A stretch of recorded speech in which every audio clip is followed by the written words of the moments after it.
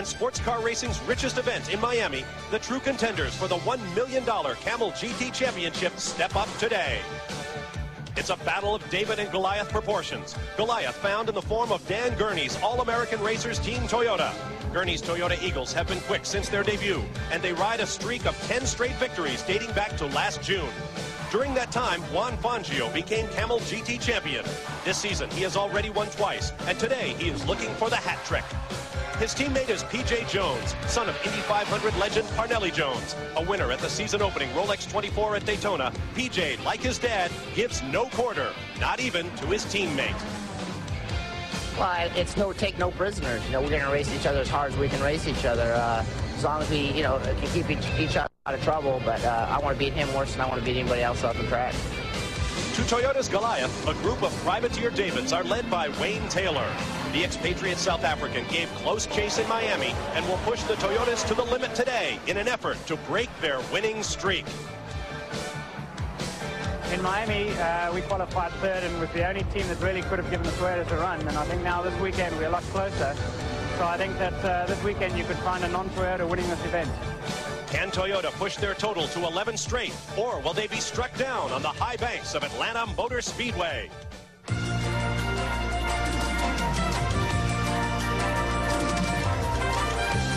ESPN, the world leader in motorsports coverage, presents Speed World. The way it used to be when racing teams came to Atlanta was that the road racers headed north and the oval racers south to Atlanta Motor Speedway. No longer. Welcome to America's newest road racing circuit, the new Atlanta Motor Speedway, site of the Toyota Grand Prix of Atlanta. Hello again, everyone. I'm Bob Varsha. Welcome to the Atlanta suburb of Hampton, Georgia. Now, it's not just the move north from Florida that makes this truly the beginning of the Camel GT season. Today, there are new rules that come into effect governing the fastest road racing machines in North America, and here they are. The fuel flow during pit stops has been slowed to a minimum of 26 seconds for a full load of 100 liters. All of the GTP cars have had their minimum weights raised by 50 pounds, a fact accommodated easily for most teams by new rule number 3, the end of the carbon fiber brakes. The super efficient and super expensive brakes. We're back to iron discs that will lengthen the braking distances. Finally, a rule directed right at the heart of the all-conquering Toyota team, a choking down of the air restrictor that governs the flow of air into the engines. For more on what that means to the Toyota team, let's get down to trackside and pit reporter Marty Reed. Thanks, Bob. IMSA has put a new airflow restrictor right in front of the turbo for the Toyotas. This is what it looks like. The black ring is the old 54-millimeter version. The silver part on the inside, that's the difference, the 52-millimeter. It's about a 1/10 of an inch difference. It decreases the horsepower by about 70. The one thing the question mark is, as far as Toyota is concerned, is they're not sure whether or not they can go the distance because they've never tested the motor under this configuration. Bob? All right, thank you, Marty. In fact, there's been a lot of motor troubles for the Toyota team this weekend, but consider also the plight of some of the privateers. How about Canadian David Tennyson? During practice on Saturday, Tennyson suddenly lost his power steering. It became worse when a hose broke and sprayed scalding oil from that power steering unit onto his legs. Tennyson was treated for second-degree burns, but he is strapped into his cockpit and ready to go again today. Another man having some problems you've already met, Wayne Taylor, but his problems came during the more critical hour of qualifying. For more on that, now let's meet our other pit reporter for the day's race. Here's Rick DeBrule. Well, Bob, do you ever have one of those weekends where nothing goes right? That's the kind of weekend that Wayne Taylor's been having. They tested here, thought they were going to do so well. Then on Thursday, they blew an engine. Friday, they launched a gearbox. Yesterday, during qualifying, the front bodywork came off. They ended up at the back of the pack. This morning, during the warm-up, they had an oil leak and then a misfire. It's just been one of those weekends. We've got to ask Wayne Taylor. I guess the question is, have you fixed everything? Well, I hope so. I made a big mistake this morning. I spun it off the guys that fixed all the other problems we'd had all week. And as you see, I'm at the back of the grid and I've got a lot of work to do. Wayne Taylor hoping that he's used up all his bad luck. Bob? Okay, thank you, Rick, and we all wish Wayne Taylor well today. Joining me to call the action, ESPN road racing analyst David Hobbs. David, new rules, new racetrack. It's a whole new game here in Atlanta. Well, that's right, Bob. Normally, when they come to the mainland off the Florida Peninsula in April, the drivers tend to think of this as the main meet of the season. They've got all the difficult races behind them, Daytona, Sebring, and Miami. But today is going to be a very difficult race for teams and drivers. First of all, the track. Nobody knows how the track's going to stand up for an hour-and-a-half race. And, of course, the rule changes to the cars is going to make quite a considerable difference. The right-side tyres here are obviously going to take a pasting anyway. What's that extra 50 pounds going to do to these cars and their right-side tyres? And that leads us to pit stops. The pit stop obviously has got to be orchestrated correctly because of the new fuel filling restriction that make that pit stop even more critical. And of course for Toyota themselves, they've got their new restrictor plates in the turbocharger. How is this going to affect the longevity of the engine? Well, the first time they're going to be able to really find out is during the course of today's race. So they've got a lot of unanswers coming up, Bob. And it should be great fun to watch. In a moment we'll introduce the field, but right now let's take a closer look at what could be the deciding factor in today's event, the brand new road course here at Atlanta Motor Speedway. Across the start-finish line with Bob Earl as he comes into turn 1 at about 150-mile-an-hour approach. Very tight, downhill, 24-degree banking. He's got a compass there, into the chicane. Right, left, right, back up onto the banking again. That turn 1's a bit rough and ready because, unfortunately, the wet spring here didn't allow the ground to settle properly. Down on the back straight on the NASCAR circuit now. Back up to 150 miles an hour and into turn 2. We're going to see a lot of overtaking here this afternoon. A wide approach going to make people brave, but it's a tight, long corner, 180-degree corner as he comes into the infield here at Atlanta Motor Speedway. Up to the turn 5 complex. This is very exciting. They've got a very fast approach, and the final apex here, the corner really tightens up on them.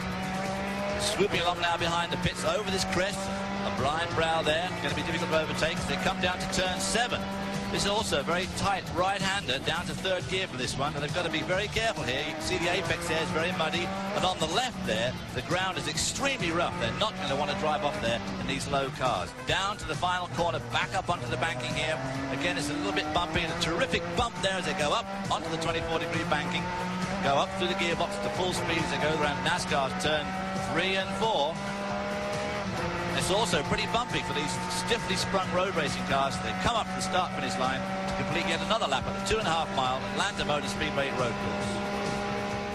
All right, thank you, David. A super speedway road course combination, always a compromise. Believe me, folks, you do not want to miss this first corner. It is like falling off a cliff. ESPN Speed World coverage of the Camel GT Toyota Grand Prix of Atlanta is brought to you by Toyota Motorsports, where technology on a fast track is built into every Toyota. By Quaker State, the Big Q is one tough motor oil. And by Bud Light. If you want great taste that won't fill you up and never lets you down, make it a Bud Light. We'll be back to introduce the starting grid and take the green flag in round 4 of the IMSA Camel GT season. Stay with us. Have fired in preparation for rolling the of Atlanta. It's a combination, of course, of the full-blown Camel GTB cars and the smaller, lighter weight, less powerful Camel Lights. For more on the Camel Light situation, once again, here's Rick DeBrule. Well, the Lights division is shaping up as a battle between the Acura Spices. 2 Acura Spices. The first is the number 49 car of Parker Johnstone. This car has new bodywork this weekend. As a result, it's going much faster. The second car is the one right behind it. That's the number 9 car of Bob Earl. It's the same basic type of car, different driver. These two have been trading fast laps all weekend. As a result, they had some problems yesterday in this number 9 car. They think they've got that solved. It looks like we should have ourselves a whale of a race in the Lights division. 16 cars in all have begun to roll off. Now let's take a look at the way they'll line up for this 4th event of the Camel GT season with the help of our BF Goodrich starting grid. On the pole, despite all the problems in the Toyota camp this weekend, P.J. Jones from Rolling Hills, California, who lapped Atlanta Motor Speedway at an average of 124.81 miles an hour, a new track record. Next to him, the Camel GT champion, his teammate Juan Manuel Fangio. P.J. leads in points, Juan in victories this year. Row 2, the challenge from Porsche, the 962 of Manuel Reuter, sharing with fellow German John Witter. Next to them, Mr. Porsche, Bob Wallach of Strasbourg, France, sharing with German Ronnie Meixner. On row 3, David Tennyson will attempt to go all the way in his Chevy-powered Spice, despite those burns suffered yesterday. Next to him will be the Nissan of Giampiero Moretti of Italy, sharing with 2-time World Sports Car champ Derek Bell. Row 4 has our Camel Lights pole sitters, Parker Johnstone and Dan Marvin, in Acura-powered Spice. Next to them, the Daytona winners, Tim McAdam of Vail, Colorado, and Jim Downing in a Buick-powered kudzu chassis. Row 5 will be Bob Earl from Purcellville, Virginia, along with Bob Shader in a V6 Acura Spikes. Next to them will be the Mazda-powered kudzu of Jim Pace from Jackson, Mississippi, sharing with Californian Mike Sheehan. On row 6, Andy Evans, Francois Migaud, and Fermin Velez in the new generation of IMSA racers, a Buick-powered kudzu open cockpit chassis. Next to them will be IndyCar driver John Jones, along with Neil Jameson and Bill Klubine in a Ford-powered Alba car. Row 7 will be Anthony Lazzaro and Sam Shalala in a Porsche-powered Fab car. Next to them, Ed DeLong, Bobby Brown, and Chris Ivey will share a Buick-powered Taiga. Further back, the same trio of drivers have another Buick-powered Taiga. They'll be getting plenty of seat time this weekend. And last on the grid, Wayne Taylor and his Chevy GTP. After problems in qualifying, he should be fun to watch come through this field. As you heard Wayne Taylor say, he's got his work cut out for him. There he is. One of the quickest cars in the field will start dead last, and we'll be watching him all the way. Now let's take a look at our onboard cameras. David Tennyson will be carrying one. There's the look right out the front as he begins to warm the tires, working the infield portion of this racetrack. We also have a face cam. You can see he's got the head restraint to keep that helmet from moving around under the very high G-forces of this racetrack. In our Camel Lights pole-sitting car, this is Parker Johnstone, the two-time class champion in Acura Spice, bumping up onto that 24-degree banking. We also have a face cam. There is Parker hard at work in his office. And we have one other car carrying an onboard camera, a front look out of Bob Earl's Acura Spice. The engines for this car, by the way, prepared by Parker Johnstone's Comtech Acura team. They have been treated very, very fairly. The car is very closely matched. Jim Sidley has the green flag out. He waves it, and one of the Porsches dives for the inside. Oh, look at the way that Toyota outbraked it into turn one. That was, in fact, Manuel Reuter, I believe, in the number 7 car, who shot through into the lead there, only to be blasted by on the way into that corner with the Toyota, iron brakes and all. Now onto the backstretch, well up over 170 miles an hour, braking hard now, diving downhill, little bit of banking to this corner, 180 degrees. Interesting thing, the sun's come out here, the temperature is at least 20 degrees hotter than it's been all weekend. We've had a few problems with this track breaking up in practice, so it's going to be interesting to see how it lasts this afternoon for an hour and 45 minutes. And now, especially as it's got all this extra heat coming out of the sunshine here in Atlanta. P.J. Jones leads Manuel Reuter, followed by Juan Fangio. Look at that car bouncing through the infield there. They're also going to have, there's Wayne Taylor coming up through the field. He's going around the World Sports Car Machine, one of the newest cars in the series. There's Wayne Taylor and his Dankas-powered Chevrolet GTP. Used to be known as the Chevy Intrepid a few years back. Now, one of the problems here, they've had a very wet spring and they couldn't get some of the work finalized on this track, and you'll see at all the apexes, a lot of that Georgia clay. And again, over the next hour and 45 minutes, that's going to spread itself thinly over the track and get very, very greasy offline. Round to complete lap 1. P.J. Jones goes into the history books as the first leader of the Toyota Grand Prix of Atlanta at Atlanta Motor Speedway. There is Wayne Taylor, who continues to move his way up through the field. He should be up into the top 10 within a couple of laps. I think he's 9th now. There's been some exciting news about this team during the course of the weekend. We'll tell you a little bit more about that. He rockets by the Acura of the Camel Lights pole sitter Parker Johnstone, who has been passed by the number 63 machine of Jim Pace, isn't it? Is that Jim Pace in that green and blue car there? Yellow and blue? That was Jim Downing's car. The number 63 machine is Downing, sharing with Tim McAdam today. Tim McAdam started the car. Winners at Daytona this year, Sebring winners in the 12 hours last year. You should watch Wayne Taylor rocking around with that full-throated 6.5-liter Chevy V8. Bouncing over those apexes you discussed, David. Right there's another one. And you can see the dust being kicked up, and that's going to become a problem as the afternoon goes on. Let's pick up the battle for second place as the Porsche of Manuel Reuter, a winner at the 24 Hours of Le Mans, driving for Mercedes a couple of seasons ago, just begins to draw away a bit from the Toyota. The Toyota team says they are severely down on horsepower to the Porsches and some 18 miles an hour short of what the Porsches can do in a straight line. They say that restrictor, which we saw in the hands of Marty Reid there, it certainly doesn't look much. Took away 70 horsepower, and now they're about 170 horsepower less than the Porsche. I find that somewhat difficult to believe. They are a little bit lighter, and of course a much more advanced car, the Porsche 962. Really based on a design that's now 11 years old and hanging in there very well in the hands of old Manuel Reuter. Now there's Wayne Taylor once again. He has slowed down. Down onto the infield course he goes. He's going to be passed by the battle for first place in lights between Tim McAdam in that blue and yellow car, the Kudzu, with Buick, 3.4-liter Buick power. Just behind him, the V6, 3-liter Acura. Big problems for Wayne Taylor. What a tough break. Now this is the battle for second place. Once again, Reuter in the white Porsche with the black tail on the left. On the right, the number 99 Toyota Eagle Mark III of Juan Fangio. See the Porsche pull away. So many strategic variables at place in this contest, with the new weights, with the new brakes, with the new engine restrictions on the Toyota. Look how quick that Toyota is through that tricky chicane, though. The advanced aerodynamics and suspension on that car helping him a lot through that very tricky first chicane, but certainly losing out a little bit on these back straight and, of course, the front straight here under the booth. Diving down onto the infield. Meanwhile, Wayne Taylor is in the pits. There's obviously a problem down there. Marty Reed is standing by. Well, guys, as Wayne Taylor brings the Danka Chevrolet into the pits, it is power steering, so the back end is going to come off.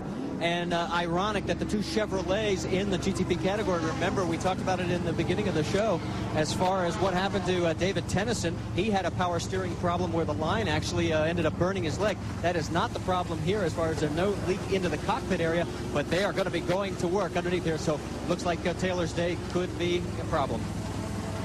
You see the engine hood going back on. Perhaps Wayne Taylor can get back into the battle. Meanwhile, P.J. Jones is out front for Toyota. We'll be back with more action from the new Atlanta Motor Speedway. Stay with us. P.J. Jones of Rolling Hills, California, and Dan Gurney's All-American Racers Toyota team leads the way in the first Toyota Grand Prix of Atlanta. Bob Varsha, David Hobbs with you. Running in second place, a great battle between Manuel Reuter in a Porsche, followed by Juan Fangio in the Toyota, then the Porsche of Bob Wallach. Behind them, David Tennyson, Giampiero Moretti, Parker Johnstone, Tim McAdam, Wayne Taylor, and Bob Earl follow. I think that young Fangio's got a problem. He's slowing up because Bob Wallach is starting to catch up behind him now. 99 car is Fangio. You see the Porsche up ahead. Manuel Reuter pulling away. The Camel Lights battle now features Tim McAdam out front. Parker Johnstone follows. Bob Earl in third. As we mentioned at the top of the show, this one is going to seesaw back and forth all day long. Tim McAdam from Vail, Colorado, would like to dedicate his race today to the memory of Chip Meade, the class winner who died tragically in an airplane crash 3 weeks ago in the Altamont Pass, California. There are several cars carrying messages in memory of Chip Meade here at Atlanta Motor Speedway this weekend.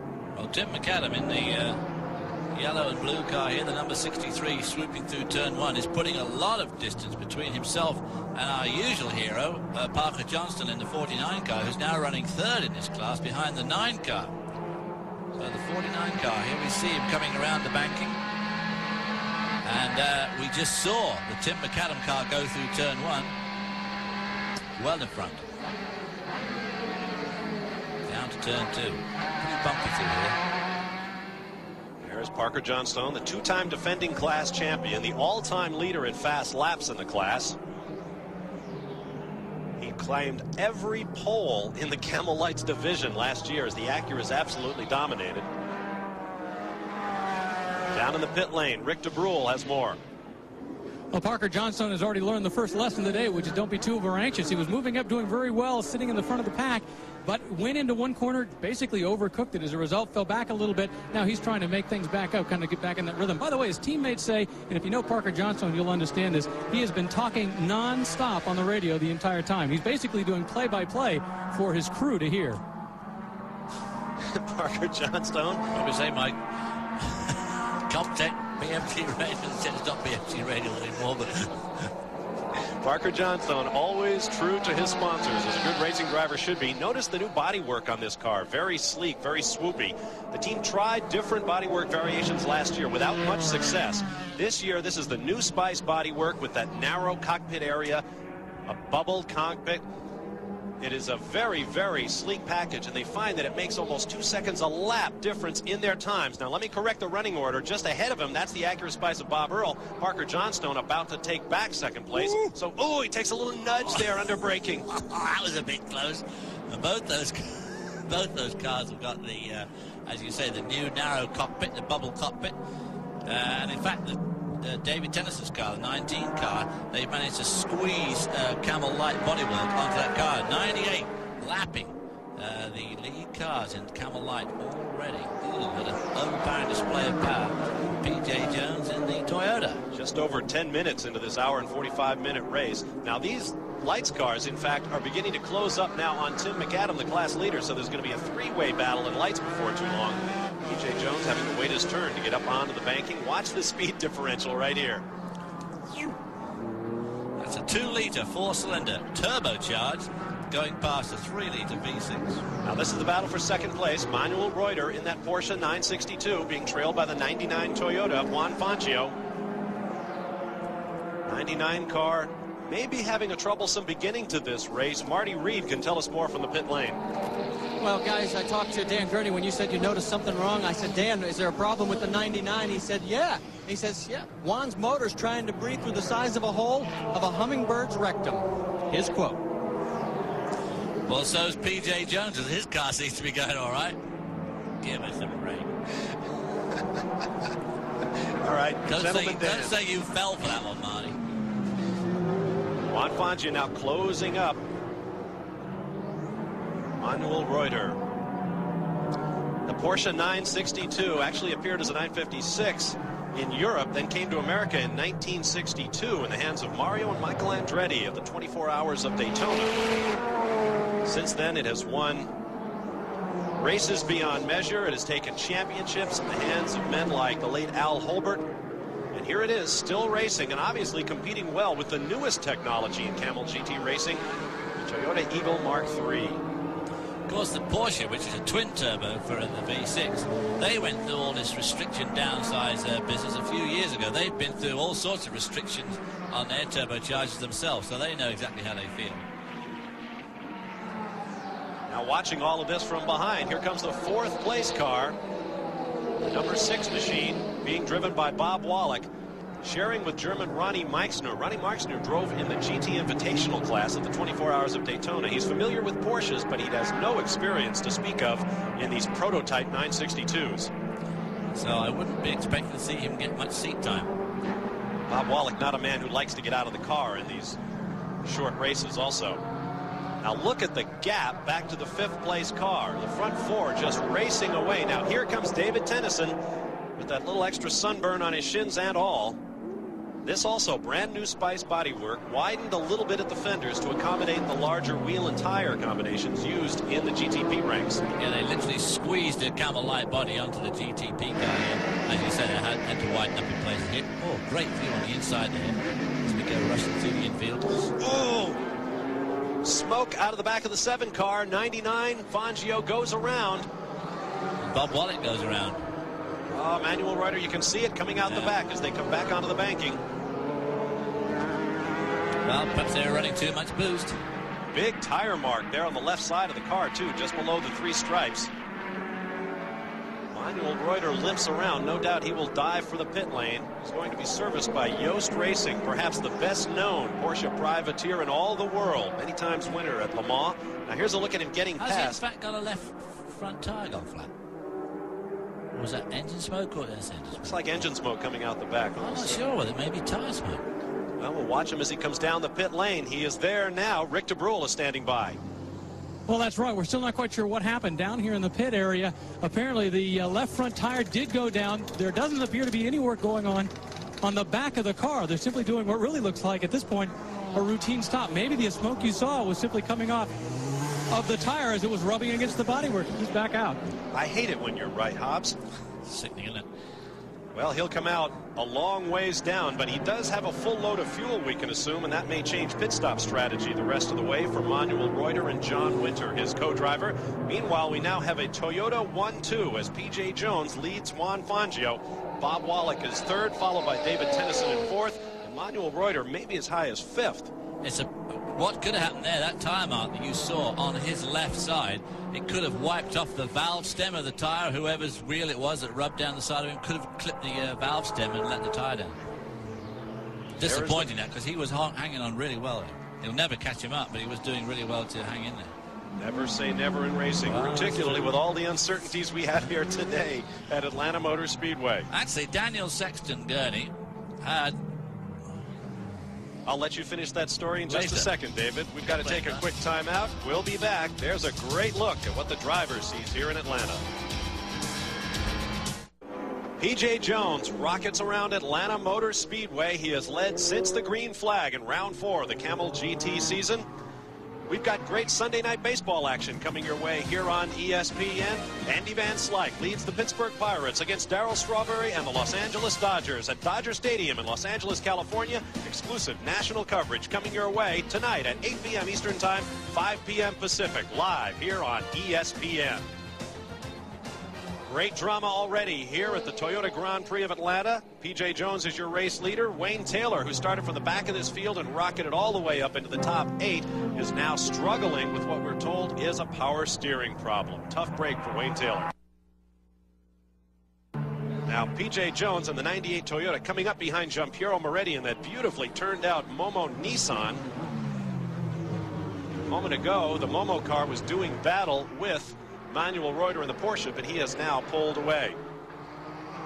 It is a Toyota 1-2. P.J. Jones leads Juan Fangio, followed by Bob Wallach, David Tennyson, Manuel Reuter. And the car you just saw, Moretti. Now there's the number 49 of Parker Johnstone from Redmond, Oregon, running second in the Camel Lights class right now.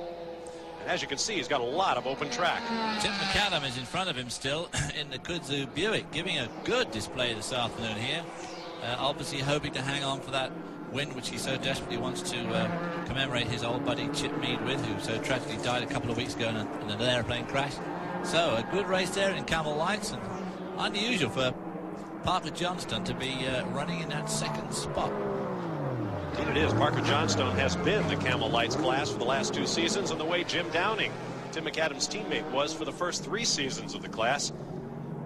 Parker Johnstone will hand over to Dan Marvin later on in the race. The Camel Lights teams must use 2 drivers, and each driver must run at least 25% of the leader's distance. That's a mandatory rule in the category. There's a rise we talked about a little bit earlier. That's really got to put your stomach right up around your heart. Heavy braking and downshifting.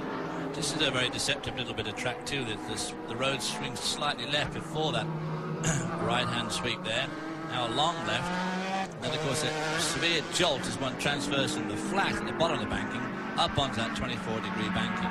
They shoot right to the top on impetus and acceleration. Then they use the 24-degree banking as a hill to come downhill to give themselves a bit of a shot onto this back straight.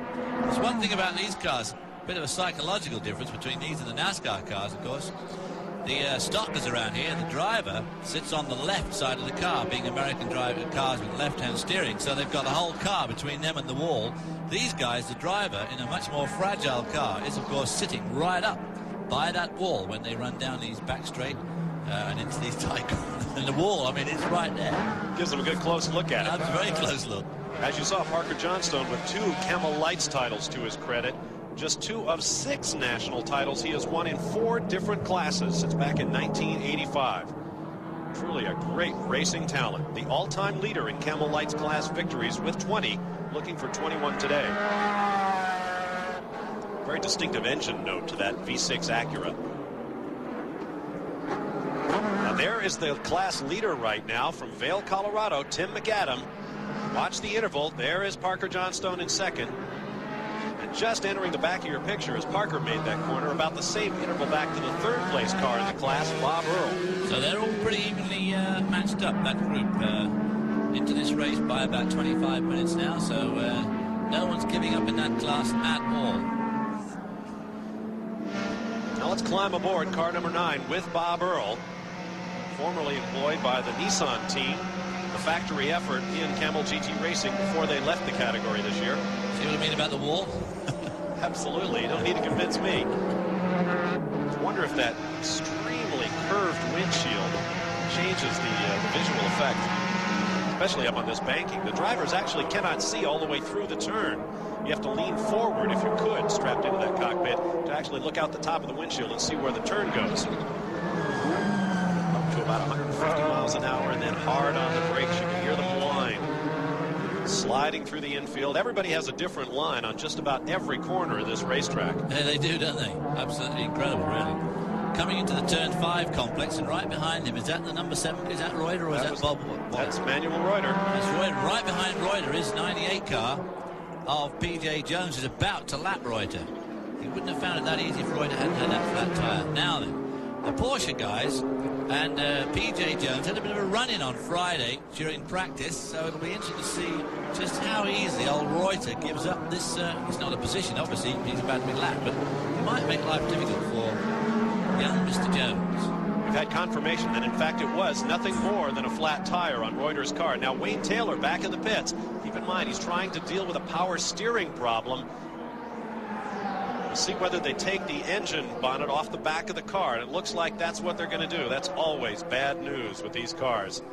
That means a long stop is coming up for Wayne Taylor. Notice they have to take off those wheel spats that provide extra aerodynamic effect in order to get the engine bonnet off the back of the car. They immediately go right to the firewall, looking for the problem they're having with their steering. Good look there at that 6.5-liter engine. Rick de Bruyne is down there standing by. Well, once again, it seems to be a continuation of that same problem. Now they're going in, actually working on the throttle actuator right there, trying to see if they can get some movement out of it. Maybe it's a new problem that has cropped up. As a result, Wayne Taylor, it looks like they're unbuckling him. Mike Away, the crew chief, has given the word that Wayne Taylor is now climbing out of the car. And unfortunately, a race that he thought he was going to do so well in, his day has come to an end. We'll talk to him in just a moment. Short day for Wayne Taylor. That is really too bad. Meanwhile, Tim McAdam, the leader in the Camel Lights class, about to be overtaken by the overall race leader, just like that. P.J. Jones puts a lap on the leader in the Camel Lights class. We'll be back with more from Atlanta Motor Speedway. Back at Atlanta Motor Speedway, the Toyota Grand Prix of Atlanta. Bob Varsha, David Hobbs with you. Rick de Bruyne and Marty Reed are patrolling the pits. And on the point, P.J. Jones, who was to begin his NASCAR Winston Cup career back in March here at Atlanta Motor Speedway, what was snowed out in the Big Eastern Storm of 1993.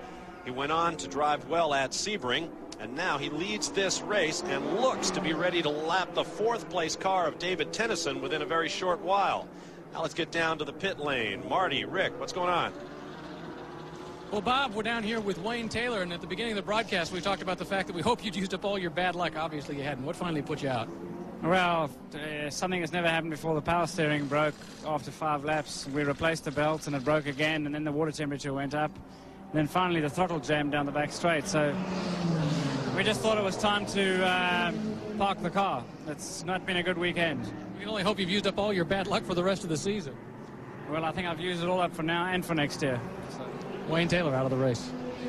Wayne Taylor, not only the driver for that team, he is the president of the team, Danka Motorsports. His CEO, Dan Doyle, is on hand this weekend to watch his man in action. A premature conclusion for the Danka Motorsports team and Wayne Taylor. Meanwhile, P.J. Jones continues to look for Toyota's 11th straight victory in Camel GT competition. That would be the second longest in the GTP era. That is from 1979 to the present in Camel GT racing. The Porsche 962 won 16 straight in 1985 and 86. The longest winning streak, the Porsche 935 Turbo, not technically a GTP car, won 20 straight races in 1979, 80, and 81. In the Camel Lights category, Tim McAdam continues to lead Parker Johnstone, but Johnstone beginning to close it up just a bit. And behind him is Bob Earl, 3rd in class. So that's going to be a battle to watch all day long. There is the gap back to the 2nd place car of Parker Johnstone. Let's go on board with Parker, looking ahead to the class leader. Parker has been very quick on the infield portion. Let's see if he closes up at all. The Buick, with a little bit more displacement, able to pull away on the high banks. Parker Johnstone has it trimmed back. Through that very tricky infield. Now they're coming up to turn 7, which is a right-hander, but as you can see, there's a little left-hand flick approach to it as you're hard on the brakes for this right-hander. This makes that a very tricky little infield corner. And as you can see, the infield wanders around there, and you've got to stay on it, because if you get off, that grass and gravel there is very, very rough indeed. You saw 7th place for Parker Johnstone. That's actually 7th place overall in the race. The battle for the Camel Lights lead was the battle for 6th place overall in this contest.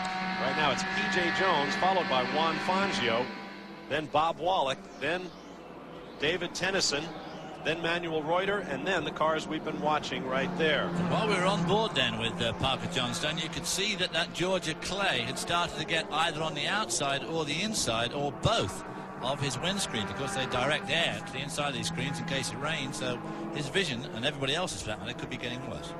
Here comes the kudzu chassis of Tim McAdam. Rick DeBrule has more on their situation in the pits. Well, Tim McAdam actually had kind of an eventful weekend. They blew an engine on Friday, and then yesterday during one of the sessions, during the qualifying session, he was going into turn one, and the rear suspension gave out. Literally bounced the car up into the air, turned it around. He said he was very lucky he didn't hit anything, but as a result, it's pretty exciting to consider how well they're doing right now in light of what kind of weekend they've had. Maybe one of our intrepids could find out what happened to the Belmomo Moretti car. It stopped for a long time in the pits. It looked like it came in with a flat tire, but they seem to be a long time just sort of looking at it. Flat tires would not be unusual on a new racing circuit like this, particularly one where they're putting a wheel off as often as they do. This kudzu chassis, as you see the gap back to the second place car of Parker Johnstone, built in the shops of Jim Downing right here in Atlanta, Georgia. It's named kudzu, which is a weed that grows down here in the southeastern United States, brought to this country about 100 years ago to serve as quick-growing fodder for farm animals. And the story down here in the Atlanta area is you can actually watch this stuff grow. Kudzu is quite a... springing into life this weekend, I noticed. Quite a plant there. That's right. If you've ever been in the southeastern United States and you see trees and phone poles and things like that overgrown with what looks like ivy, that is kudzu. Very dear to the heart of Jim Downing, so he named his car after the plant. Now there is the Spice chassis of Parker Johnstone. There is the race leader, the 98 of P.J. Jones, who says all bets are off on the team now. Juan has a championship. P.J. wants one. He may be a Winston Cup driver on the high banks of Atlanta Motor Speedway sometime in the very near future. But right now, he's leading the way for Dan Gurney's Toyota team. Stay with us. On to pit lane comes the number 98 Toyota of race leader P.J. Jones, rocketing down the pit lane, down into the Toyota pits. We have a clock in the upper right-hand corner monitoring the action. Marty Reed is there. Yeah, guys, we used to have to talk real fast because this crew could do it in about 16 seconds. But now with the fuel restrictions, it should take about an average of 24 to 26 seconds. And fuel will be the last thing that goes in. You can see everything's done. They're ready to go. The clock's still running. Up to 23 and counting. They're trying to get every ounce of fuel. I can feel like I write a book. That's chapter 1. 28.4 seconds. Let's hope they got enough fuel in to carry him the rest of the way. We have less than an hour and 15 minutes remaining in this contest. He might be able to make it. At any rate, he has dropped to third on the racetrack, but he is the first of the top cars to make that all-important pit stop. I guess the interesting thing is, will Manuel Reuter make it to the end of the race? With that stop he had early on, I somehow doubt it, but it's going to be pretty nip and tuck. Incidentally, I noticed that Manuel Reuter is winding in David Tennyson in the 19 car slowly but surely, and just in a few more laps he'll pass him, and of course Tennyson will have to stop pretty soon for fuel himself anyway. There is Juan Fangio, the Camel GT champion, originally from Balcarce, Argentina, now living in Miami, Florida. He's had a busy week. Just last weekend, Juan Fangio won a 12-hour race on the monster circuit at Bathurst in Australia, a production car race driving a Toyota MR2. Now he's here in the southeastern United States. He leads the Toyota Grand Prix of Atlanta, and he is on pit lane. Once again, standing by in the Toyota pits, Marty Reed. Well, we'll get a clock on Juan and his crew. 28 seconds is the time to beat, and I'm sure the tire guys will do it. It really is strange because it's hard for us to get used to the fact that we were dealing with 16-second pit stops, and now you've got all this extra time. Must be a real dilemma for the driver, just sitting there and saying, oh, please, guys, come on, get me out of here. I need some time. But this really has been designed as an equalizer by IMSA for all teams. And it so far is working because it's another 27-second stop. And off he goes in a cloud of tire smoke and a hearty hi-oh silver. Now, we've already heard Dan Gurney's opinion of these restrictor plates, which is obviously not very high at the moment. But his engine man, of course, has got even less opinion of them, because although they were prepared to do it, what they don't want is the fact that apparently IMSA has got somewhat of an open-ended promise on further restrictions. So if they completely annihilate the field again today, in spite of that restrictor, they may find it's even smaller another week. There is Bob Wallach, the new race leader, driving that Porsche 962. Flat six, twin turbo, water cooled, making about 700 horsepower. Hard to believe this is a car, the base model of which debuted over a decade ago in Camel GT racing. Considering the pace at which technology advances in motorsports, that is an eternity. Fitzpatrick and I tested one of those, a 956 back at Willow Springs in the spring of 1983, in fact. Bob Wallach has driven these cars most of that time. You'll see the gap back now to the second place 98 of P.J. Jones. See also Giampiero Moretti in the Momo Nissan. The Nissan holding on pretty well down that back straight, but boy, oh boy, those Toyotas, steel brakes or what, they certainly have got awesome stopping power into both these slow corners at the end of these long, fast straights. Absolutely incredible stopping power. Bob Wallach goes underneath the 10 Camel Lights car of Ed DeLong from Ontario, Canada. Bob Wallach has 9 Camel GT victories, including some epic contests in the heat in Miami, Florida. I remember once Bob going solo for 2 hours in the heat at Miami, had to be poured out of the race car, but he did win the race. He's a bit of an Ironman, young Bob. Did ski for the French ski team and also an Olympic cyclist. Down to the pits now, Marty Reed. Well, 5th place, the Denon Racing team with David Tennyson, the very sore right area on his leg, the burn marks, and so far so good. We're checking tire wear on that right rear, and so far nothing significant. I've looked at both Toyotas, and now I'm looking at the Tennyson's right rear. Things look to be very well. The temperature here in the 60s, so no major problems so far. And these guys, again, will be waiting for the fuel flow. So the great equalizer so far is working.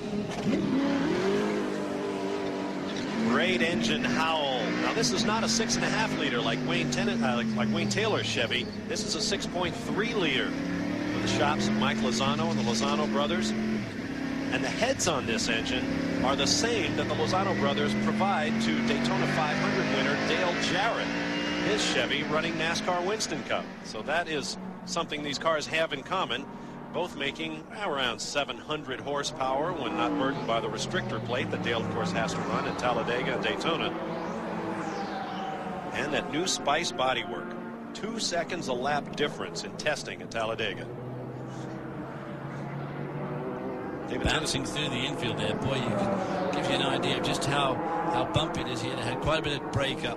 One of the things that caused the problem with the track here was, you remember they had that incredible snowstorm here when they were supposed to have their opening NASCAR round, and of course they left some trucks parked on the infield. Leader in the pits.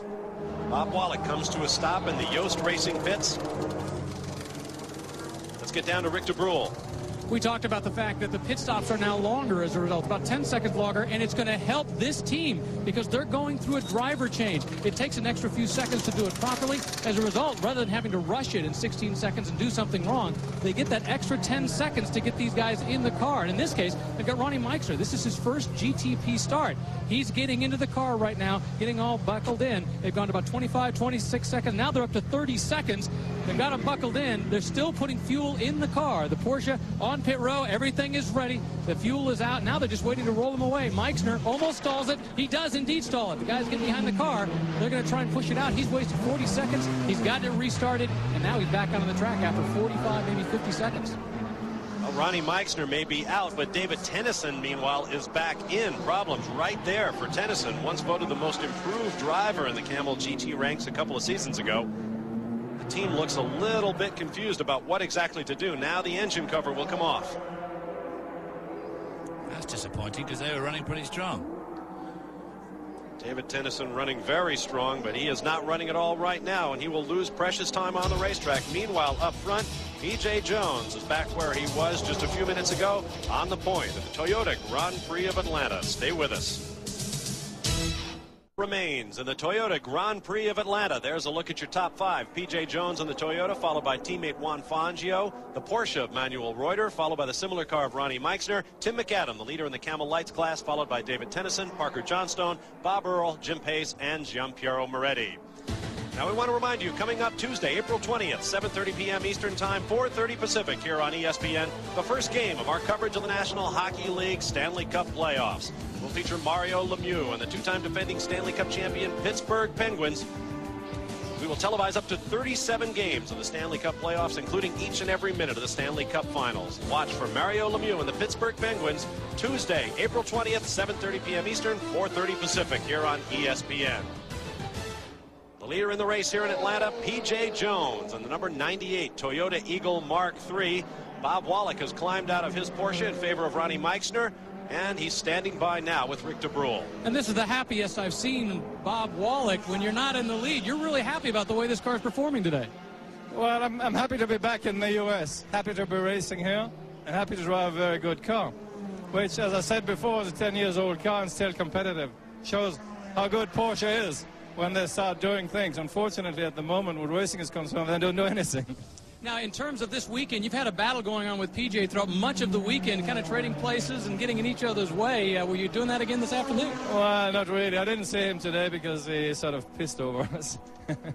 But during practice, I mean, it was a misunderstanding. I mean, he was behind me. I'd seen him. And he thought because he's driving the best car and because he's won 2 or 3 races that everybody should stop and let him by. I mean, he has to learn what racing is all about and find a way around people. Like Bob Wallach. Bob Wallach owns a Jaguar dealership in Strasbourg, France. Once asked Tom Walkinshaw if he could drive for his Jaguar team in IMSA Camel GT Racing. Got very upset when the answer was no. Now he's in the Porsche that has helped make him famous. Boy, I remember when he and A.J. Foyt got together at the 24 Hours of Daytona. I believe it was you, David, that wandered right in there when Bob was at his steamiest to ask him about putting A.J. in the car. Mr. A.J.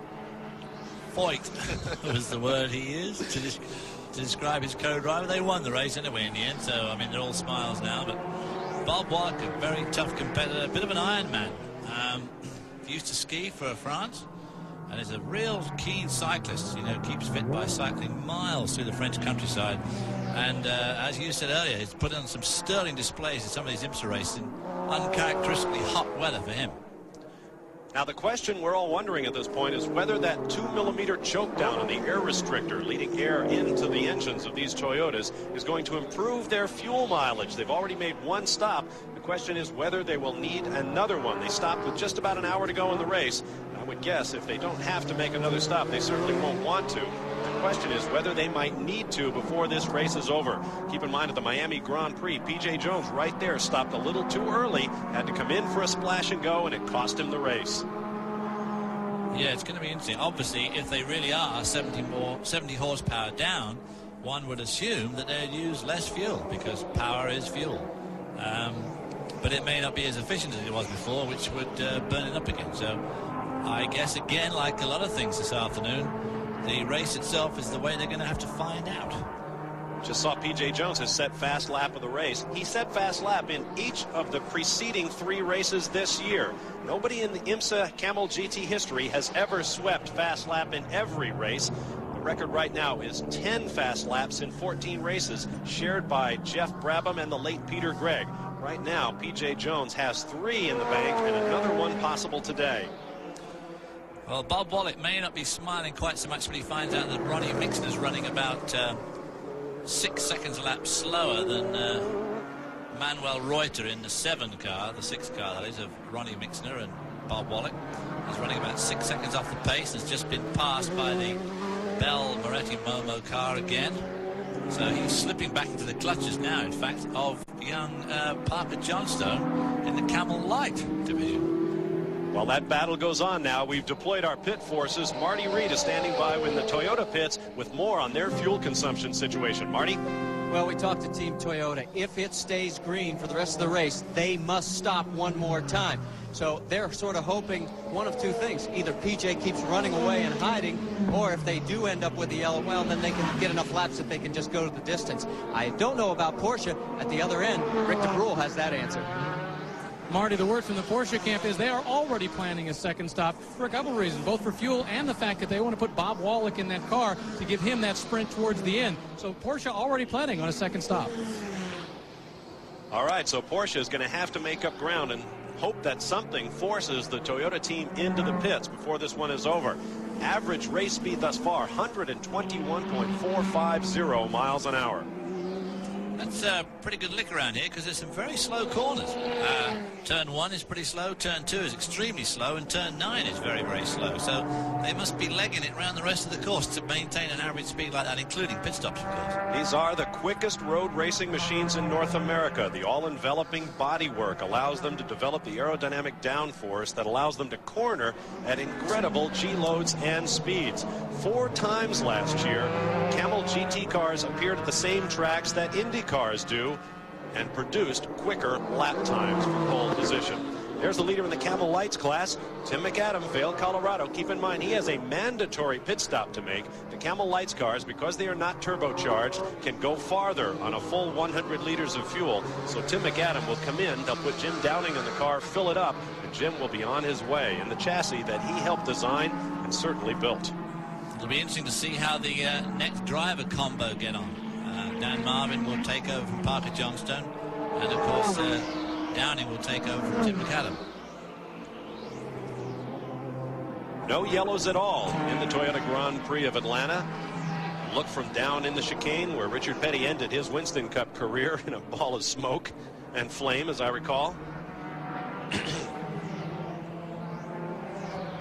Tim McAdam is the distributor for Bel Ray Oils here in the United States. He sponsors the car.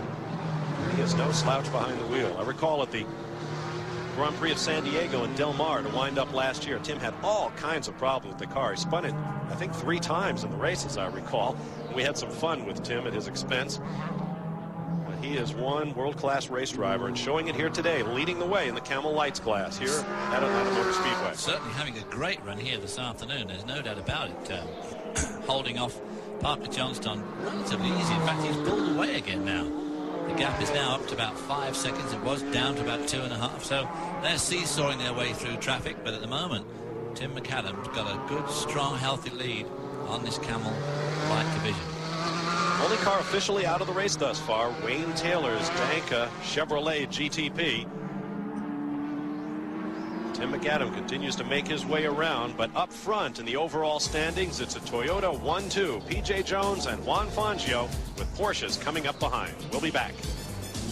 Motor Speedway, America's newest road course, has its nationwide debut here on ESPN with the Toyota Grand Prix of Atlanta, being led right now by the Toyota of P.J. Jones from Rolling Hills, California. P.J. rocketing around at an average speed of over 121 miles an hour to lead the overall running. Meanwhile, down in the pits now, here comes the Camel Lights machine in the foreground of Parker Johnstone, who will have to make a driver change. Marty Reed is standing by. Parker Johnstone brings the Acura to a halt. Dan Marvin swings around and opens the door. Now, what's interesting is despite the good season so far that Parker has had, he finds himself third in the driver's points behind Tim McAdam and Jim Downing. Now, those guys have 61 and 60 points, respectively. Parker is 15 points behind the leader, and so this is a critical stop. It's now the pressure on Dan Marvin to do well to bring this car home. They are still chasing that number 63 car, and that car should be pitting within about 5 laps. Getting a little hung up on the water hose. They finally get that taken care of, and it looks like they're down and underway. Dan Marvin from Berkeley, California takes over, a man who spent many years starring in Toyota Atlantic action on the West Coast. Camel Lights cars were once thought to be the future of the IMSA Camel GT, but no longer. As IMSA's Camel GT series continues its evolution, this is one of the prototypes of the future. A new formula called World Sports Cars. This is the machine being shared by Fermin Vilez, Andy Evans, and Francois Migaud. In fact, the World Sports Cars are the subject of this week's Quaker State Track Fact. Let's learn more about the World Sports Cars.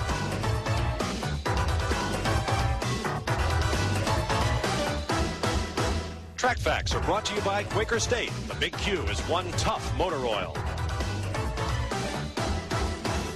When they pulled the cover off the new Riley and Scott design last Thursday, it was not just another unveiling.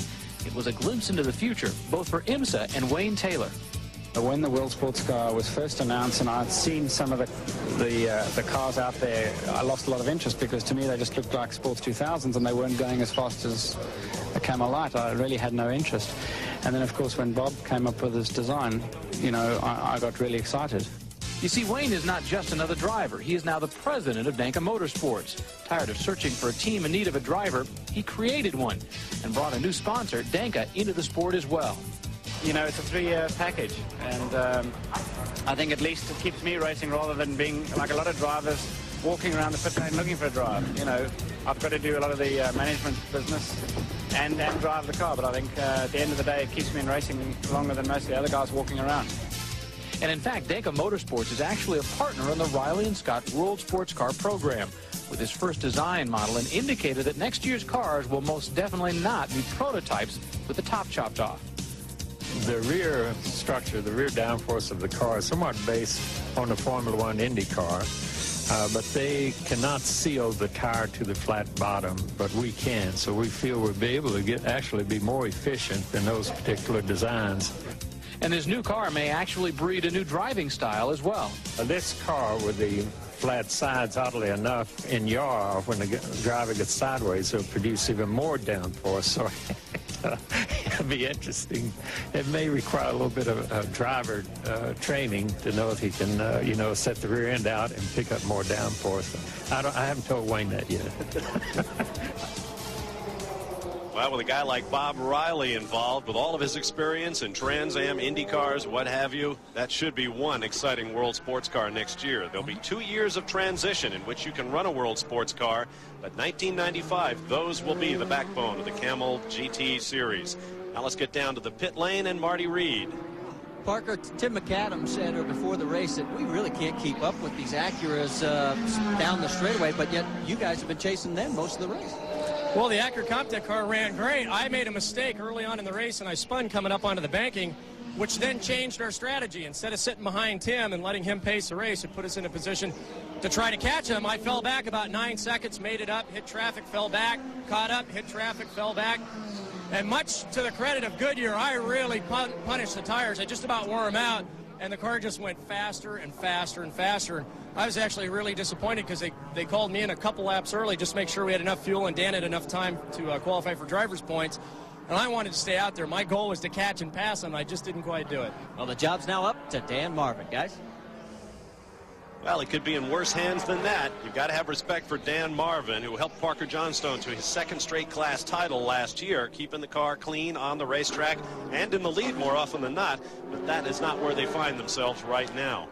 They have a pretty serious deficit at the moment, getting on for a lap, in fact. But, of course, the McAdam car has to stop yet for its pit stop. But as we've been seeing, the pit stops are taking around about 27 seconds. But then by the time you come in and go out, say it's 45, so they're got a long way to go to catch up. There's the leader in class, Tim McAdam. Let's take a look at a field summary now. Jones, Fangio, Reuter, Meixner, and Tennyson. Then our Camel Lights cars make their appearance. Tim McAdam, followed by Dan Marvin. Bob Shader has taken over for Bob Earl. Jean-Pierre Moretti still in the Nissan. And there you see the rest of the field. About 45 minutes remaining. And now the leader in Camel Lights is pitting. This is Tim McAdam bringing it in to give over to Jim Downing. Rick DeBrule is there.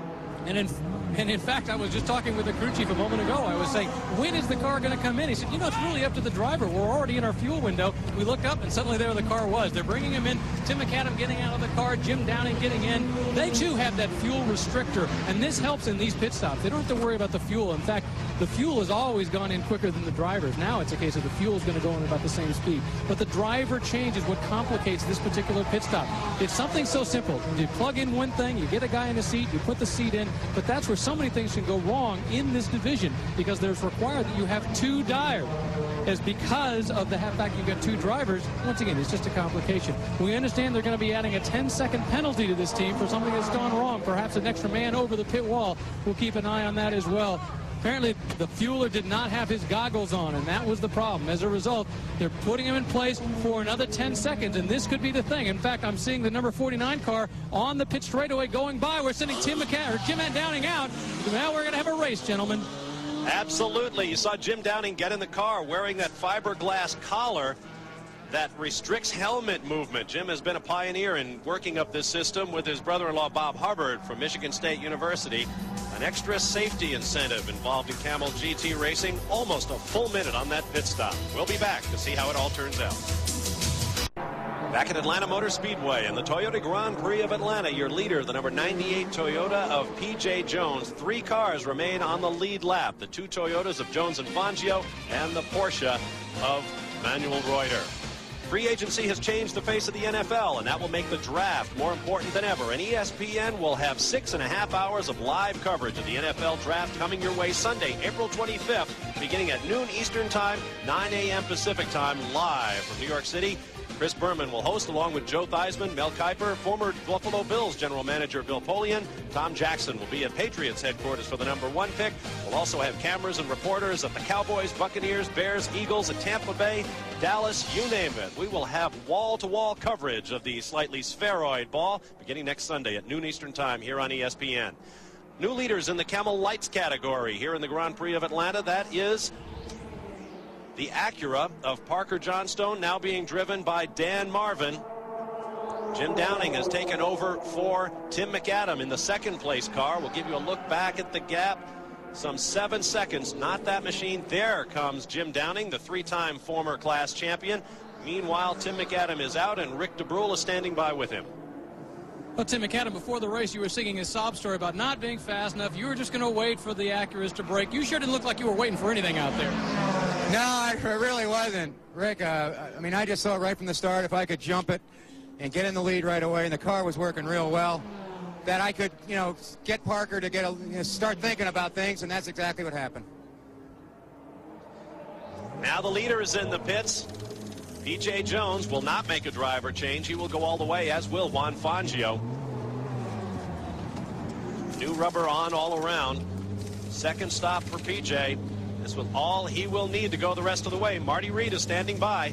Remember, these two guys, P.J. Jones leads his teammate Juan Manuel Fangio by 15 points, and this stop goes a total of 24 seconds, and he's back underway.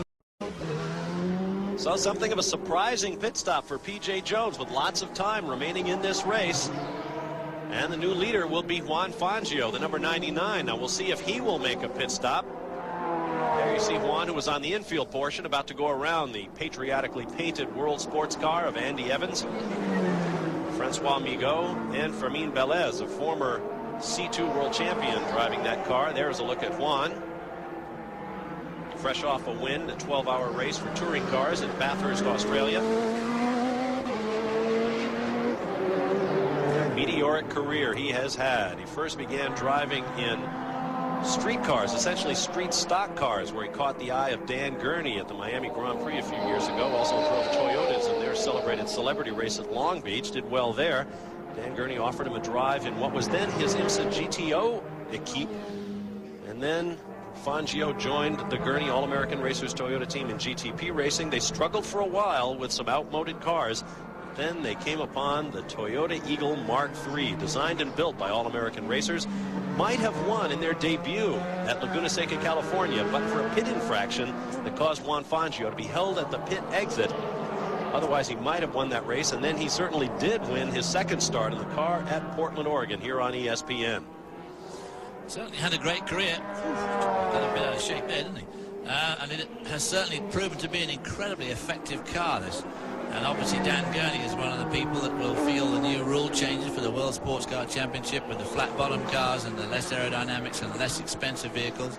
They're going to feel it pretty keenly, but Dan realizes that the sport needs more than just a couple of cars in it to make it very successful, and I think he's willing to go along with as much change as he possibly can. Whether his engine man, Drino Miller, is prepared to go along with another downsize of that restrictor, I don't know. Juan Fangio into the pits, as was his teammate P.J. Jones, Marty Reed. Here comes Juan. Well, the Toyota comes to a stop. We've got our clock running down here. Now, remember, the time to beat is 24 seconds, and every second that the crew can give them, and I'm sure they've calculated just how much they need, so we won't see the full flow of the full tank, rather, and the tires look great, so again, no problem there as they come off and the new ones go on. Again, it's 19-20 seconds, so he's picked up 4 seconds in the pit, and here comes the battle. And he suddenly slows. Big burst of smoke from the back of the car. He was held up there by the pit exit guy, which is somewhat uncalled for, considering the car they were holding him up for was his teammate, who swept past and into the race lead. So P.J. Jones leads, and we have at least the possibility of a teammate battle, an intra-squad battle for the title. There is Dan Gurney walking away, no doubt mumbling the name of the guy running the traffic light at the end of the pit lane. In fact, Dan Gurney is headed that way. Now perhaps he just thought better of it. There are several options, says Dan Gurney, that Toyota might take in the future. They could develop a world sports car chassis and abandon all of the hard work they put into this machine. They could decide to some other form of racing, perhaps Indy cars. And of course, they could decide to not go racing at all, but one would certainly hope that that is not too realistic an option for Toyota. Here's a look at PJ. Been doing the Jones family proud recently. Son Page, of course, very active in single-seater racing in the United States. Says he wants to go Winston Cup racing as well. Now Dan's going to go down there and talk to the official anyhow. Uh-oh, the official rolling his sleeve up. I didn't think it was safe. I'm saying it was not safe, in my opinion, for the boat to go out at that time. It's not safe for 99 to leave at the same time 98 was coming. In my opinion. Safety is primary, Dan.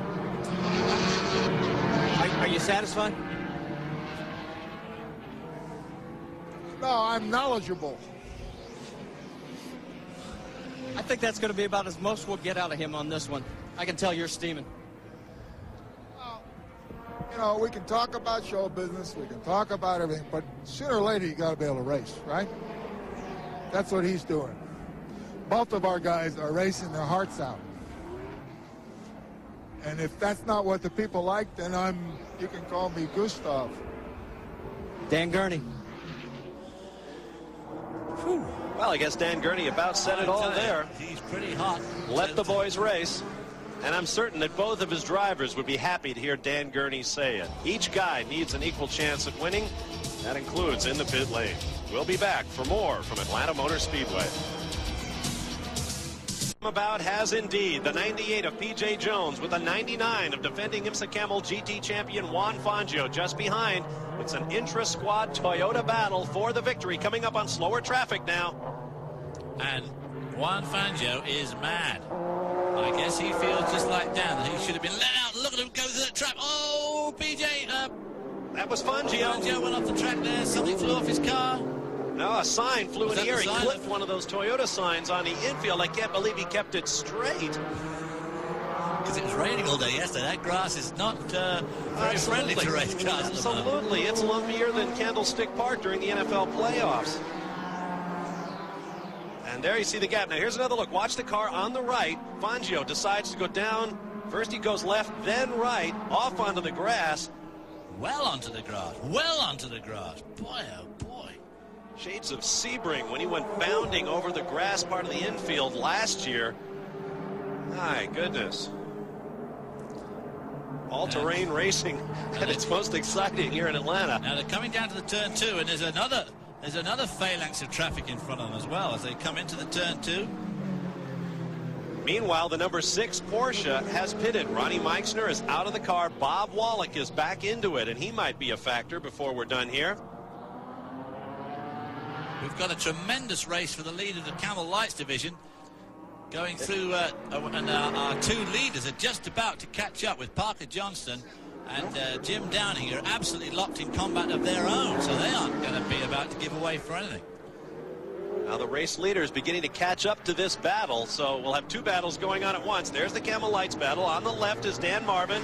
On the right is Jim Downing. And coming up swiftly behind them, it'll happen on the banking, so these GTP Toyotas should have no problem getting around the slower Camel Lights cars. That's disappointing, isn't it? I was hoping they'd catch him up in the infield. Do it on the infield, right. Whoa! Now, once again, Juan Fangio with a decision to make. Meanwhile, Jim Downing is going to challenge Dan Marvin. Yes, indeed. They go plunging off that 24-degree banking down to the infield. Whoa! Fangio goes low again. And now both going to lap the Momo car, the 30 car. Oh, careful. Now they're both going to try the same side by side. Did they touch? Fangio's got him boxed in. Keep in mind, these guys are teammates. They have to go share the same truck at the end of the day. Well, Fangio got him well and truly boxed in behind Derek Bell there in the 30 car in the Nissan. That used to be such a conquering car. And look at the way those two guys just absolutely blew it up. This is a car that could do no wrong for 2 years. There's our new leader in Camel Lights again. Let's take another look at this battle between the Toyotas. This is on the backstretch. Now, oh, they did touch. Big contact there. P.J. Jones trying to find a lane to the inside underneath Derek Bell in the Nissan. And the 99 of Juan Fangio moves up to pin him against the slower cars they go around. Wow. Fangio there giving P.J. some of that practice he's going to need if he's going to do Winston Stock Car next week. Just getting him used to it. Oh, my. Of course, those cars are covered in chin spoilers and all sorts of trick aerodynamic aids, which don't really like that sort of slamming around, I would have thought, too much. Stone like crows. I mean, this is all pretty desperate stuff. I wonder if Dan Gurney is still smiling after that. Probably is, actually. Yeah, I guess he's a racer after all. He's probably enjoying this. Yeah, he probably is. There is PJ diving down onto the infield. Juan Fangio opened up a little bit of a lead there. Fangio's been having the worst of it all weekend. He went through 2 motors as the team struggled to catch up with that 2 millimeter further restriction on the airflow into the turbocharger and into the engine. And now he's got the lead. Marty Reed has more from the pit lane. Dan Gurney, I just want to ask you, are you getting enough racing now? Well, yeah, plenty. You know they touched back there. I know, yeah, I know it. We didn't have a shot at you, but they're racing. That's it. I mean, they're 2 really first-class guys in first-class cars, I'd say. And the chains are off, guys. They can go. Absolutely. We'll take a quick timeout while Juan Fangio has taken the advantage. Plenty of racing still to come from Atlanta Motor Speedway. A great debut for this new road racing facility at the Toyota Grand Prix of Atlanta. Atlanta Motor Speedway, where P.J. Jones and Juan Fangio continue to battle it out for the lead in the Toyota Grand Prix of Atlanta. But take a look at what just happened moments ago. The number 40 Ford Alba, being shared by Neil Jamison, John Jones, and Bill Klubine, spun on the racetrack. Watch the right side of your screen. He spun off the track, came back on. There he is at the bottom. Here comes Juan Fangio, and that is how close they got. Here comes P.J. Jones. Everybody absolutely sweating bricks there, I tell you, including the driver of the 40 car. We're not quite sure who's in at the moment. I don't think Juan ever lifted. He just rocketed right by within inches of that car. Well, one of those things, when the guy's spinning like that, you never know when the car starts to spin. They can suddenly take on a different tack and go off in a different way. There really is not a lot of point in lifting. Kind of best to aim at the car and almost guarantee that by the time you get there, it'll be gone. We're told that's sometimes it doesn't work. Told that's Neil Jamison from Ontario, Canada, an investment banker doing some prototype racing for the first time. And there's the number 10 machine, Ed DeLong and Bobby Brown. Pamper shares. Right. Woof. Now Juan Fangio pulls away. Meanwhile, the battle in Camel Lights is heating up once again. There is Jim Downing, who came up from behind and took Dan Marvin while they were being put a lap down by the race leaders. Now that battle has closed up once again. And they're going to get mixed up with the 2 Porsches, which again, coming up to lap then, but again, it's all going to happen here on the west banking on the NASCAR's turn 3 and 4, so all going to go off with a relatively... relatively bad incident, relative word here, but no doubt about it, that Marvin is catching up with Jim Downing just slightly. On board with Dan Marvin right now. That was Bob Wallach who went by first, followed by John Winter in those 2 Yost Porsches. They are racing for position as well. 3rd and 4th on the racetrack right now, side by side, up to 170 miles an hour or so, and then right hard onto the binders. Slow those puppies down and down in that downhill left-hander around 190 degrees, and then right back up through the gearbox on the infield. Now behind this battle, the lead has changed in Camel Lights.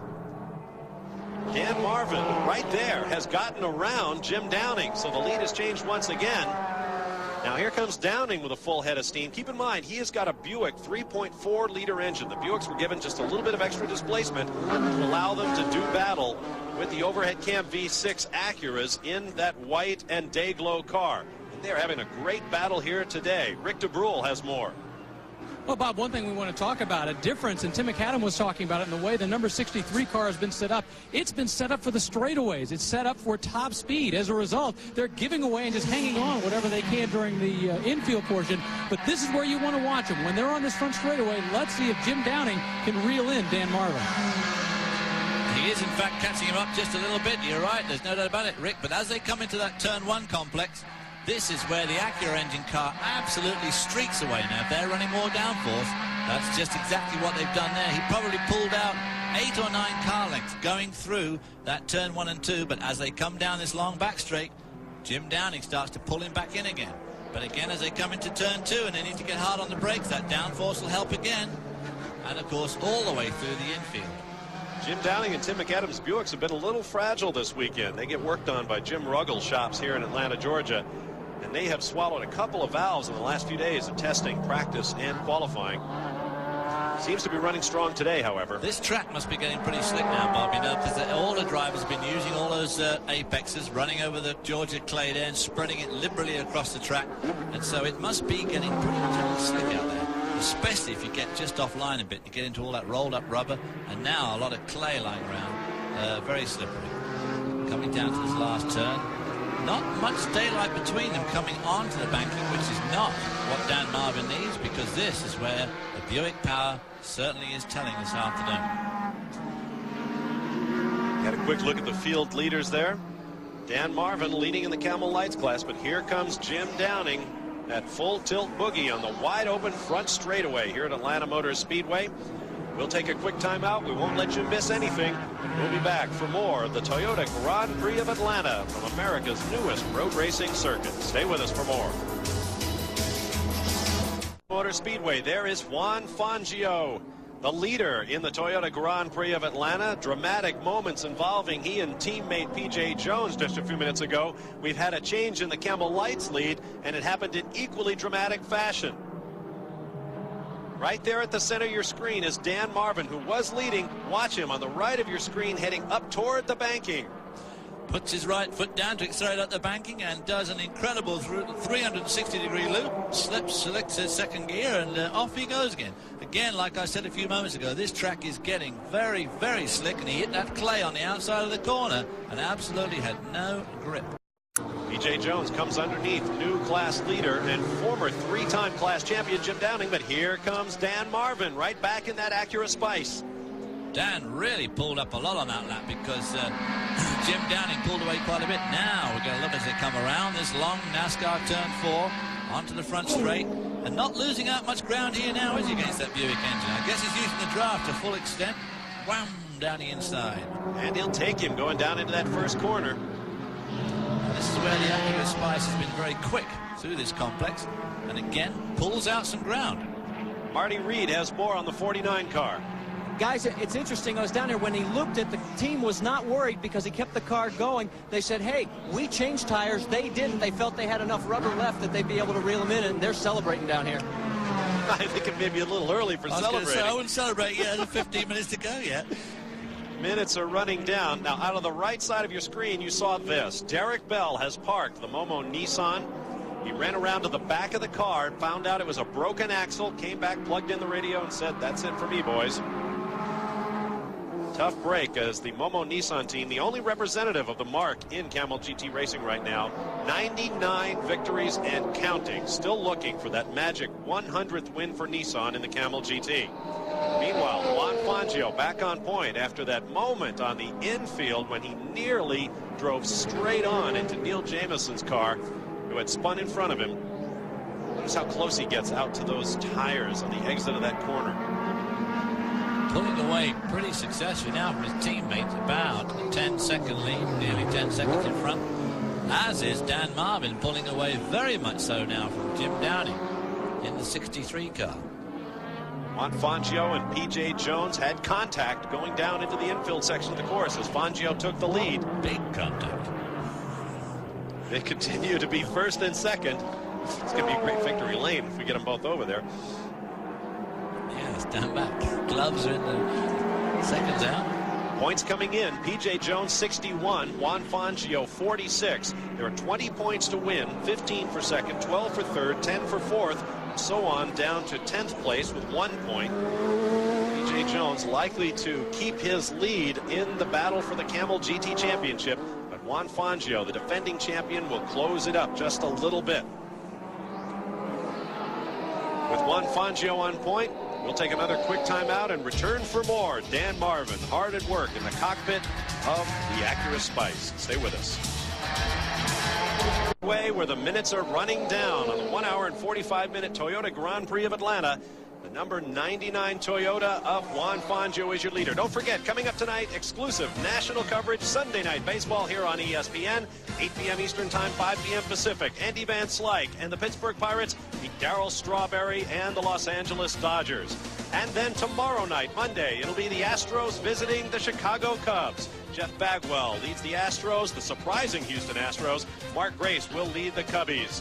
Also at 8 p.m. Eastern, 5 p.m. Pacific, or an alternate game in your area. Major League Baseball here on ESPN. We have battles in both categories. Camel GT, a Toyota rivalry. Juan Fangio and P.J. Jones. Behind them in the Camel Lights category, Jim Downing leads Dan Marvin. Or let me turn that around. Dan Marvin now leads Jim Downing in a seesaw battle in the Camel Lights category.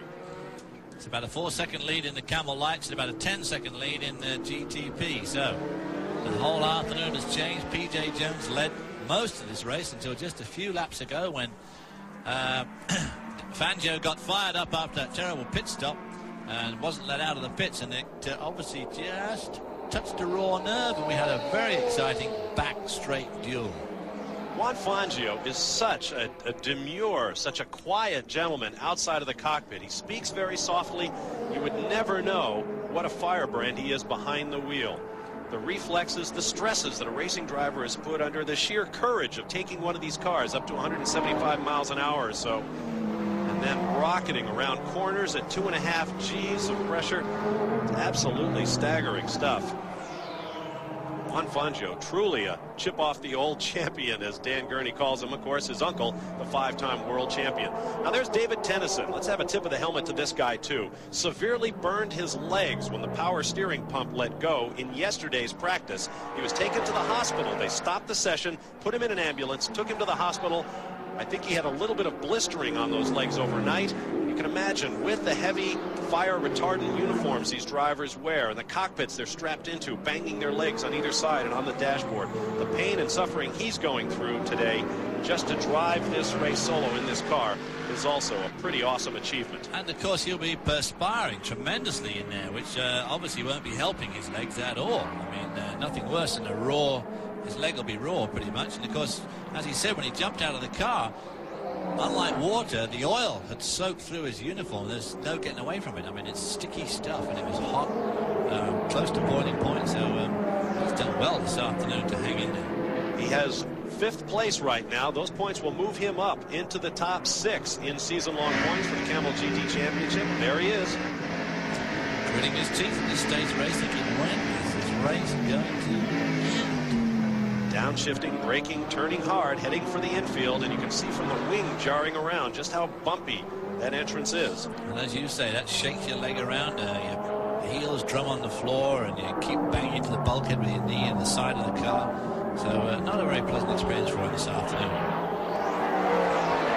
That new Spice bodywork will be available to most of the teams in the Camel GT next year as they continue to evolve the aerodynamic technology.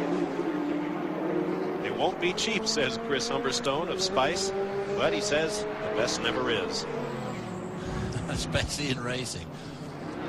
And there's your Camel Lights leader. We'll give you an idea of the interval now as he heads up onto the banking. This is Dan Marvin. Parker Johnstone, the 2-time defending series champion, watches from the pit wall. There is the gap back to the yellow and blue Bellroy Oils Buick Kudzu. That is Jim Downing. One of the Porsches went rocketing by underneath. Now, because this is a timed race, an hour and 45 minutes, you won't know exactly when the last lap is going to happen until it happens. But we'll keep an eye on the flag stand. And Jim Sidley Now you're riding along with Bob Shader, who could be a factor in this Camel Lights battle before it's over. If one of the guys ahead of him has to make a pit stop for a splash and go, all of a sudden Bob Earl and Bob Shader may be right back into it. Hear the engine going through its revs. We'll step away for just a moment and return for closing moments in the Grand Prix of Atlanta. Georgia at Atlanta Motor Speedway, just about 5 minutes remaining in the Toyota Grand Prix of Atlanta. There is the race leader, Juan Fangio, in the number 99 Toyota. Trouble for the third place Porsche, however. The number 7 machine, I believe this is John Winter. I think John Winter is driving at the moment. This is a car that put on such a great display at the beginning of the race with Manuel Reuter at the wheel, and came in with that flat tire, rejoined and picked up a lot of places again. But this looks somewhat terminal, doesn't it? John Winter, one of 2 Le Mans winners in this car, Manuel Reuter the other. John Winter, of course, is not his real name. Racing fans around the world know him as Luis Krages. The heir to a lumber family in Bremen, Germany, decided to go racing under the nom de plume of John Winter. Of course, once you win the 24 Hours of Le Mans, it's very tough to keep that name for much longer, but his parents finally agreed to let him continue racing, and he's decided to keep racing under that name. Right now he has a problem. He will drop out of a podium position finish here at the Grand Prix of Atlanta, and he's out of the car. Tough break for John Winter and Manuel Reuter. Meanwhile, Juan Fangio continues to hustle around this racetrack after 2 engine problems this weekend. He has one that has gone all the way, or at least that would appear to be the case at this late juncture. Big panic down in the Winter pit, the Yost pit. He was just about to walk away and take his gloves off, and he suddenly spun on his heel and ran back to the car and jumped back in the car again. So maybe they found the problem with that car, because it's still ahead of Bob Wally. Funny how things happen in racing, isn't it? Yeah. Hey, John, whoa, it works. Oh, where are you going? And off he goes. Apparently none the worse for wear, so let's don't count him out of that podium finish just yet. Doesn't sound too strong, does it? It's not exactly rocketing down pit lane. Meanwhile, back up front, Juan Fangio will try to give you an idea of the interval back to second place. P.J. Jones sliding back a little bit after that tremendously exciting dice with his teammate. He is now several hundred yards in arrears. We'll take a look back. We'll do that next lap, on the other hand, as we watch Juan Fangio going around. Dan Marvin continues to extend his lead over Jim Downing in the Camel Lights battle, so things are quieting down just a little bit now, with just a few laps remaining. Less than 4 minutes to go. I'd say perhaps 3 laps remaining. Once again, this is a timed race, not a strict number of laps. So right now, Juan Fangio has a bit of a decision to make. He can go as fast or slow as he likes. With those few hundred yards in hand, he may not want to start another lap as the time runs out. Well, he's got about a 10-second cushion over his teammate, P.J. Jones. John Winter coming into the turn 5 infield complex very, very slowly, so whatever the problem with the car is, they still have it. As we watch young Fangio whistling around the infield here. Coming back up where we just saw Dan Marvin spin so spectacularly. The perfect spin, 360 degrees, facing the right way, slots it into second gear, and off he goes. Lost virtually no time at all. Racing drivers can do that. Now we'll clock the interval as Juan Fangio crosses the start-finish line. Here comes his pursuing teammate. 8 seconds flat, the margin. So perhaps Juan is beginning to lift off just a little bit, with no more certainly than 2 laps, I would guess, to go before the time runs out. It's been a beautiful day for racing here in Atlanta. High cloud cover, temperature about 65 degrees, just cool enough to make good horsepower, just warm enough to help keep these tires nice and sticky, providing great traction. There is P.J. Jones. I would say the next time Fangio goes across the line, it'll be his last lap. That's John Winter struggling on the bottom of the bank. He'll probably, with only 2 minutes left, he'll probably make it to finish. I think Rick DeBrule has more on that Porsche situation. Rick? When we talk with the Porsche team, they're saying the problem is a drive shaft, but because the car has no differential, they're able to keep him out there, literally running on one side. It's enough to keep him out there, but obviously it is not enough to get him going very fast. not going to do much for your parts budget either, I would imagine. Well, it doesn't really affect it because it has no differential at all. It's a spool, a solid spool, so it will drive on the one wheel, but it's not very good for it. He stopped down there at that precipitous turn 1 to allow a faster car coming through. And now we are on the last lap, officially. Juan Fangio and P.J. Jones. As John Winter pulls all the way off the track, he will not apparently reach the checkered flag, but that will be good news for David Tennyson, who for all his trouble this weekend will move up another spot. There is the man all eyes are on, the 99 of Juan Fangio, who will pick up the hat trick we talked about earlier in the show, his 3rd straight victory, the Miami Grand Prix, the 12 Hours of Sebring, and now the first Toyota Grand Prix of Atlanta at Atlanta Motor Speedway. The race is not over till the checkered flag falls. He's got half a lap to go and a lot of people to get past yet. Now, where's young David Tennyson, and where is, oh yeah, David Tennyson about to take that 4th spot. David Tennyson drives by the Porsche. He moves into 4th place. He is on the infield just as P.J. Jones comes up on the banking. But out ahead of him is this man, the 99 of Juan Fangio, ready to take that 3rd straight checkered flag, 11 in a row for Dan Gurney's All-American Racers Team Toyota. There is David Tennyson, who will pick up the spot vacated by John Winter as the Toyota team celebrates in the pit lane.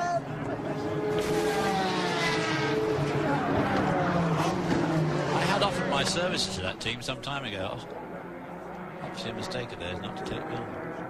Well, look at the record, how they've suffered not having you. Now there is your Camel Lights leader on the right, following David Tennyson onto the front straightaway out of NASCAR Turn 4. Dan Marvin will take the checkered flag on behalf of himself, Parker Johnstone, and the Comtech Acura Spice team. There's the celebrations for Parker. Doesn't exactly wear all of his emotions on his sleeve, does he? We'll be back in a moment to Atlanta Motor Speedway to talk with our winners. Stay with us. Back at Atlanta Motor Speedway, where the first Toyota Grand Prix of Atlanta has gone into the history books after dramatic racing for the championships in both Camel GT and Camel Lights. ESPN Speed World coverage of the Toyota Grand Prix of Atlanta has been brought to you by Racer, America's auto racing magazine. Here's a look at our top 5. Juan Fangio with the victory over P.J. Jones. Bob Wallach and Ronnie Meixner finished 3rd in a Toyota. Let's get down to victory lane where Marty Reed is standing by with our winner. Juan, this was like 2 races for you. In the beginning, seemed like you were having all kinds of troubles with the Porsches while P.J. streaked away. And then all of a sudden, you two got together and late in the going, and then you pulled away. Yeah, it was. I saw PJ really very far away, and I knew that it was necessary to try very hard. So the guys did in a pit stop. They reset the tires, and the second set of tires and the third set of tires was really good. So I was trying to take advantage of that, and I tried to do everything I could to came back to the lead. So I'm very happy and very grateful to TRD and North American Racing and Toyota. Well, now that we're in NASCAR country, and we're used to having some contact at this track. Tell me about the contact you and PJ had. Over there in the back straightaway? Yeah, that would be a good start. Well, you know, we went into a situation like that in Miami, and I moved, and I gave him room. I was expecting the same thing, but it didn't happen. So well, you did great. Let's go to Rick DeBrule. Rick? Well, P.J. Jones, you sure know how to give a team owner a heart attack. We were just asking Juan about the contact. How did it look from your view? Well, you know, it's racing. We were trying hard because, traffic was the only place that we could get a break on each other. I mean, we were running at just about the same times, and I don't know what kind of rabbit ears he had with him, but through traffic, he was incredible. I mean, he just got us in traffic. One-on-one basis, we were about even, and as soon as he got in front of me, he got a couple good breaks, and that was all he needed. Wait till the rest of the season rolls around. P.J. Jones. I'm with you there, Rick. Now down in victory lane, Ken Stubbe with the Southeastern Atlantic Toyota dealerships is ready to present the trophy to our winner. 4th for Toyota, great year. And there's first place trophy in recognition of your superb effort and the great team you have behind you. So, Mr. Ken Zube, ladies and gentlemen, Juan presenting... Fangio, your winner in the first Toyota Grand Prix of Atlanta here at Atlanta Motor Speedway. We'll be back to meet our Camel Lights winners in just a moment. Prix of Atlanta through the top 5. Standing by now with our winners in the Camel Lights division, Rick DeBrule. Our winners, Parker Johnstone and Dan Marvin. Well, Dan Marvin, you got in the car, and the team said you just needed something to kickstart your heart. Is that why you spun? Well, yeah, I guess we tried to win it and we tried to lose it, and I guess in the end I preferred winning it. So it was eventful out there. It wasn't pretty, but it was effective. We got what we came for. The 63 car seemed to have it for you on the straightaway. Where were you able to pick it up? Well, it certainly wasn't in turn 9, was it? We had a little bit on him on the infield, but it was a very evenly matched race, and my hat's off to the guys at Downing Atlanta. They did one heck of a job out there. But the winner was Dan Marvin. And congratulations to Marvin and to Johnstone. Here's a look at the overall results in today's Toyota Grand Prix of Atlanta. P.J. Jones went to victory lane yesterday for his pole sitter interview and got a pie in the face from Juan Fangio. Today, Juan got him even better. David, your final thoughts? Well, it was certainly a small field, but what a race we had this afternoon. And Lady Luck played its part. Dan Marvin doing a 360-degree spin and going on to win, and then that 40 Camel Light spinning in front of our 2 lead cars at one stage, both squeaking by. A heck of an afternoon's entertainment here at Atlanta. It bodes well for the future. We certainly had great action, and there's more coming up tonight. Sunday Night Baseball. Don't forget, Andy Van Slyke and the Pittsburgh Pirates. Visit Darryl Strawberry and the Los Angeles Dodgers. 8 p.m. Eastern Time, 5 p.m. Pacific, live here on ESPN. I'm Bob Varsha for David Hobbs, Rick DeBrule, and Marty Reed. Thanks for being with us. Congratulations to our winners. So long from Atlanta Motor Speedway in beautiful Hampton, Georgia.